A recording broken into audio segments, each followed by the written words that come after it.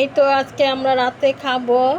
এই যে দেখুন আমার তরকারি রঙটা কিন্তু অনেক সুন্দর হয়েছে। দেখুন আমি গরুর মাথা, জিহ্বা এবং অন্যান্য মাংস দিয়ে বুটের ডাল দিয়ে রান্না করেছি। দেখুন তরকারির রঙটা কিন্তু অনেক মজার হয়েছে, অনেক সুন্দর, কালারটা একটু অন্যরকম। তো এই তো আমার হাজব্যান্ডকে এখন আমি তরকারিটা দিচ্ছি। রাতে উনি রুটি দিয়ে খাবে। আর আমরা যেহেতু মাছে ভাতে বাঙালি, ভাত ছাড়া আমাদের চলে না। এই যে আমি এখানে ভাত নিয়ে বসেছি আর আমার হাজব্যান্ড রুটি দিয়ে এই তো মাংস দিয়ে খাবে। আমার বাচ্চাও খাবে ভাত মাংস দিয়ে। তো এই যে আমার হাজব্যান্ডকে এখন আমি বেড়ে দিচ্ছি। উনি এই খাবারটা খুবই পছন্দ করে, বুটের ডাল দিয়ে যে কোনো কিছু, মুরগির মাংস, মুরগির পা, গিলা, কলিজা অথবা গরুর মাথার মাংস, এগুলো দিয়ে মানে রান্না করলে এই খাবারটা ওনার অনেক পছন্দ।